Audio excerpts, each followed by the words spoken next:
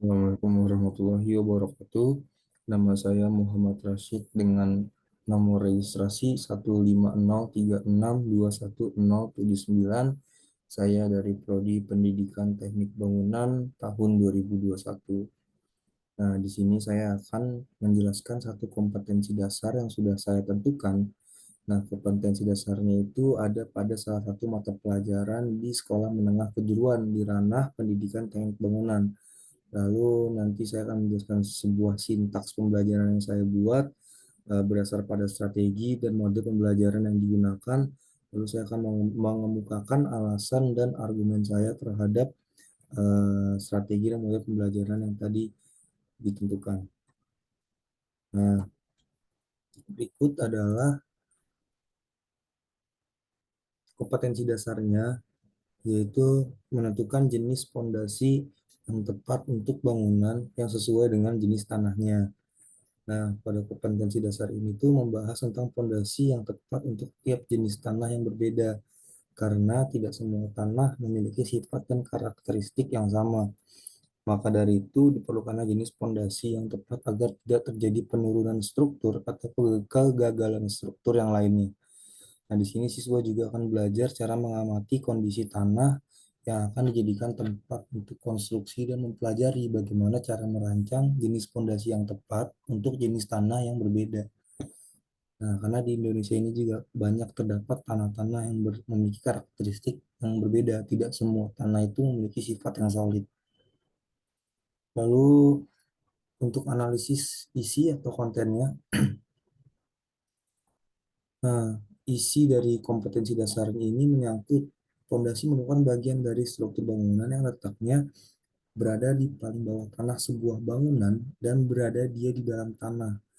Nah, tujuan dibuatnya fondasi itu sendiri adalah untuk memikul beban yang berada di atasnya. Fondasi harus diperhitungkan untuk dapat menjamin kestabilan bangunan terhadap beratnya sendiri. Nah, seperti beban-beban bangunan, beban isi bangunan, beban yang berada dalam rumah itu misalnya. Lalu ada gaya-gaya luar seperti ada tekanan angin, terjadinya gempa bumi, dan lain-lain. Nah, di samping itu tidak boleh terjadi penurunan level atau elevasinya melebihi batas yang diizinkan. Nah, pada materi ini siswa terlebih dahulu harus memahami apa itu pondasi yang dan tujuan daripada pondasi itu sendiri. Nah, selain daripada pengertian pondasi itu, siswa juga mempelajari apa saja sih jenis-jenis pondasi yang ada. Seperti yang kita tahu bahwa tidak semua tanah memiliki karakteristik yang sama. Nah, di semua area dan siswa juga harus memahami model bangunan yang akan dibangun nantinya dikarenakan terdapat dua pondasi, yaitu ada pondasi dangkal yang pertama. Nah, pondasi dangkal ini digunakan untuk bangunan yang tidak terlalu besar seperti rumah-rumah sederhana. Nah, lalu ada pondasi dalam. Pondasi ini digunakan pada bangunan yang memiliki ukuran yang besar seperti bangunan bertingkat atau gedung-gedung yang tinggi. Nah, lalu dari dua jenis pondasi tadi, antara pondasi dalam dengan pondasi dangkal, nah, terdiri lagi tuh dari masing-masing jenis pondasinya. Terdiri lagi dari beberapa jenis pondasi berdasarkan pada karakteristik tanahnya. Nah, pada pondasi dangkal ini terdiri dari pondasi batu kali setempat, pondasi lajur batu kali, pondasi tapak atau pelat setempat yang terbuat dari beton. Nah, ada pondasi lajur beton, ada pondasi stroke speed, dan pondasi tiang pancang kayu. Nah, lalu untuk pondasi dalam ya, pondasi yang untuk bangunan gedung bertingkat atau bangunan yang tinggi. Nah, ini ada terdiri dari beberapa pondasi tiang pancang yang terbuat dari beton, besi, atau bahkan pipa baja. Lalu ada pondasi sumuran dan juga ada pondasi bor pil. Nah, lalu melihat dari KD yang sudah ditentukan tadi tentang menentukan jenis pondasi pada tiap jenis tanah yang berbeda, strategi atau model pembelajaran yang cocok ini adalah strategi pembelajaran yaitu project based learning atau pembelajaran berbasis proyek. Nah, seperti kita tahu bahwa pembelajaran berbasis proyek ini atau project based learning yang biasa disingkat dengan PJBL merupakan pembelajaran yang berpusat pada peserta didik. Nah, biasanya PJBL ini terkait dengan pembahasan permasalahan nyata atau pada case base yang terdapat pada realita-realita. Nah, dalam modul implementasi kurikulum 2013 dijelaskan bahwa project based learning ini kegiatan pembelajaran yang menggunakan project atau kegiatan sebagai proses untuk pembelajaran untuk mencapai kompetensi sikap, pengetahuan, dan juga keterampilan. Nah, penekanan pembelajaran ini terletak pada aktivitas-aktivitas peserta didiknya untuk menghasilkan produk dengan menerapkan keterampilan meneliti, menganalisis, membuat, sampai dengan mempresentasikan produk pembelajarannya itu berdasarkan pengalaman nyata. Nah, lalu ada sintaks pembelajaran atau langkah-langkah pembelajaran yang sudah disusun. Untuk pendahuluan itu, yang pertama adalah mempersiapkan media pembelajaran guna mendukung jalannya pelajaran di kelas. Karena ini project based learning, sangat dibutuhkan sekali media untuk mendukung jalan pembelajaran. Lalu memberikan motivasi belajar kepada peserta didik sesuai dengan manfaat materi ajarnya. Lalu memberikan pengarahan kepada peserta didik untuk bersikap sopan dan jujur, melontarkan pertanyaan kepada peserta didik untuk merangsang kemampuan berpikir peserta didik seperti stimulus untuk peserta didiknya. Lalu menjelaskan tujuan pembelajaran atau kompetensi dasar yang akan dicapai, dan menyampaikan cakupan materi dan penjelasan uraian kegiatan. Nah, setelah pendahuluan dari langkah-langkah pembelajaran, ada pula inti dari langkah-langkah pembelajarannya.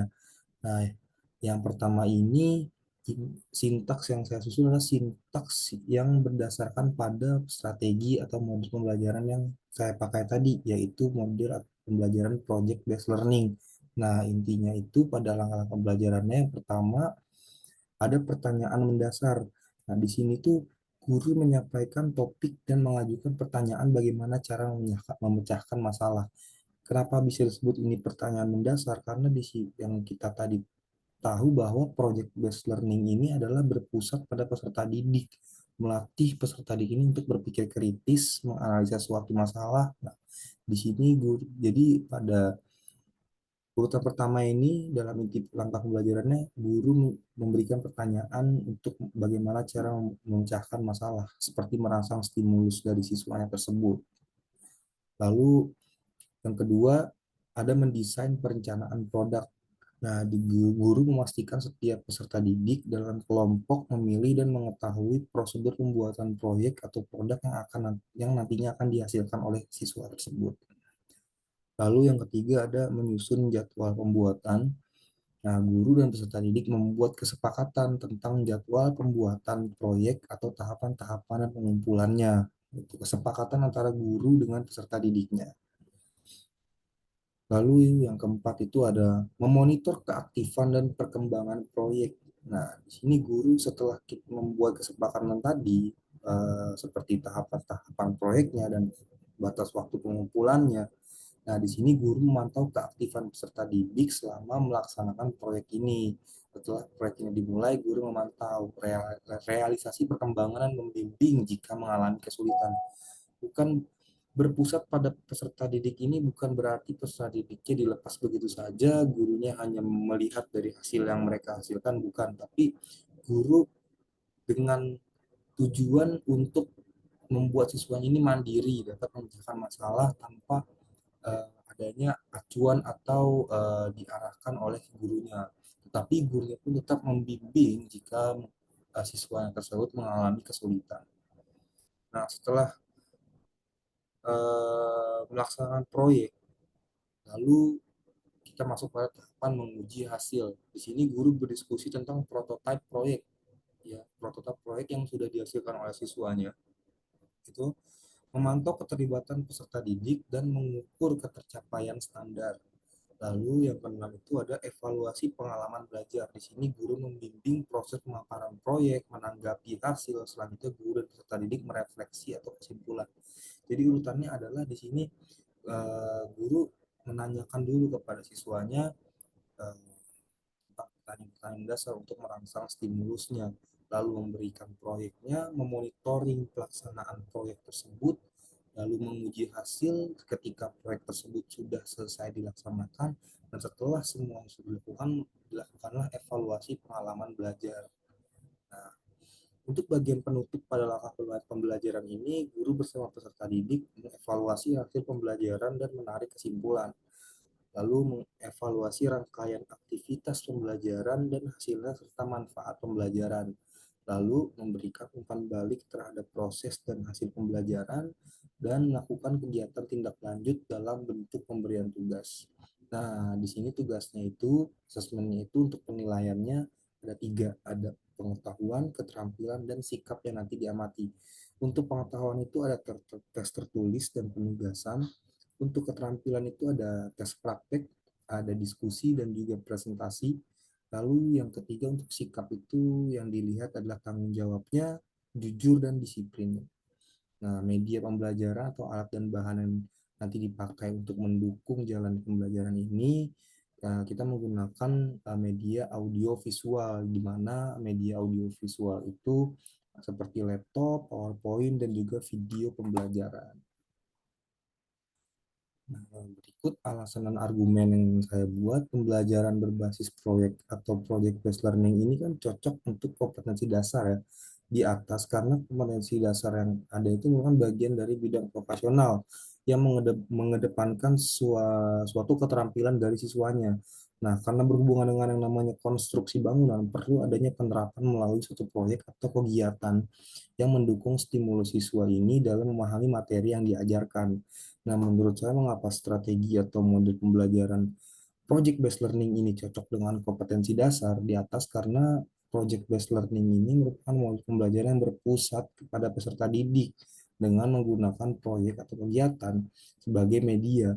Nah, kompetensi dasar yang dimaksud adalah untuk menentukan jenis fondasi pada tanah yang berbeda. Nah, dengan demikian, siswa perlu melihat dan melakukan langsung ke lapangan atau ke proyeknya langsung agar mendapatkan gambaran atau bayangan yang lebih mudah untuk dipahami.